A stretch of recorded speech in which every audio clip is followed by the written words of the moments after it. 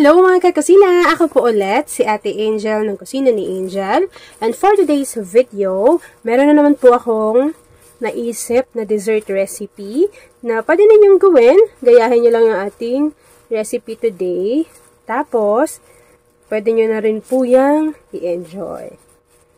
Ayan. So, meron po ulit tayo ditong molder or lagayan na microwavable. Tapos, nilagyan ko lang ng tig 2 piraso nitong cake bar. So, yung pinili ko ay yung milk custard. Tapos po, ilalagay lang natin yan dito. Bago ipipress lang po natin ito. Ayan. So, kapag na-press na po natin to ng maigi, yung ating cake bars dito sa ating lagayan, set aside lang muna natin ito bago gawin na po natin yung ating mixture. Habang nakaset aside yung ating cake bar sa isang kaserola, pagsasama-samahin natin yung mga ingredients para makagawa tayo ng cream mixture. So, meron tayo ditong half cup ng cornstarch. After adding ng ating cornstarch, meron din po tayo ditong 1/4 cup ng glutinous rice flour. Hahaluin lang muna natin yan para mag-combine. Tapos mga kakusina, kakailanganin din natin dito ng evaporated milk, pero dapat unti-unti lang muna yung paglalagay natin dito ng evap dahil mamumuo po kasi agad yung ating mga dry ingredients kapag isang biglaan lang natin inilagay yung ating wet ingredients. Yan. So, ako 2 batch yung ginagawa ko. Pag nailagay na natin yung first batch, haluin lang muna natin to para hindi tayo mahirapan sa pagtutunaw ng ating dry ingredients. Lalo na yung cornstarch, kapag nabasa kasi yan, mahirap siyang haluin. Kaya dapat, dahan-dahan lang. Tapos, siguraduhin natin natunaw ng maigi yung dry ingredients para hindi siya doon namumuo sa bottom ng ating pan. And then, kapag na-mix na po natin yan, ilagay na natin yung natitira pa na evaporated milk. So, in total, gumamit po tayo dyan ng 2 lata ng evaporated milk na merong tig 370 ml. So, after mixing mga kakusina, maglalagay na rin tayo dyan ng 1 lata ng condensed milk. Ito naman po ay merong 390 grams. Yan, so 1 lata lang. Kapag nailagay na natin yung condensed milk, meron po ako ditong ube halaya essence. Maglalagay lang ako ng konti. And syempre, hahaluin din po ulit natin to para yung condensed milk naman na inilagay natin ay hindi lang siya nabubuo dyan sa bottom ng ating pan.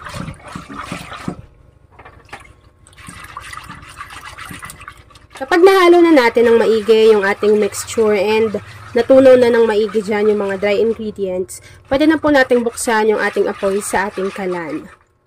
Yan. So, una, malakas muna yung apoy. Hintayin lang nating uminit yung ating mixture.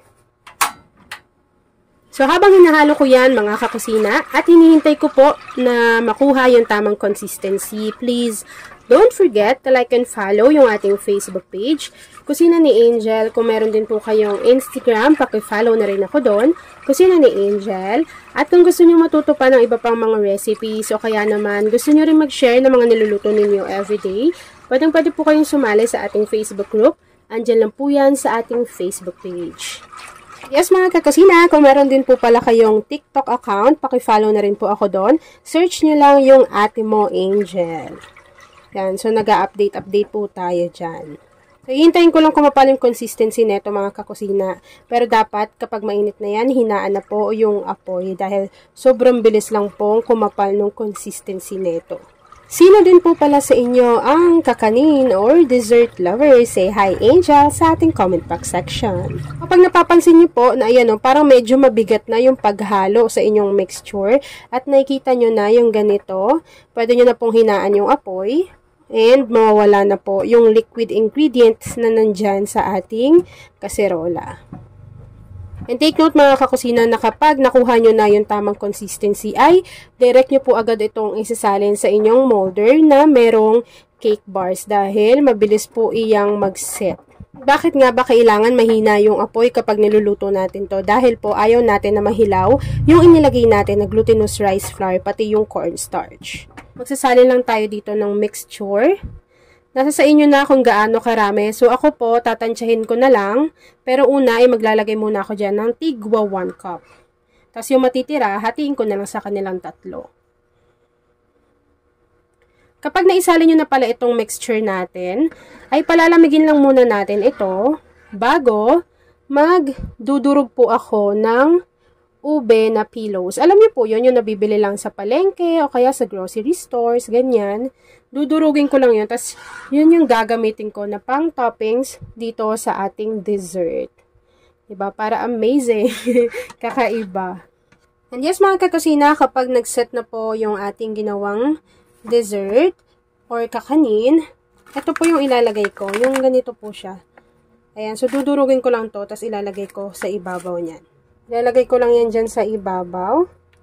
Nasa inyo kung dadamihan nyo or konti lang. Ako kasi, diba, parang ang ganda sa mata.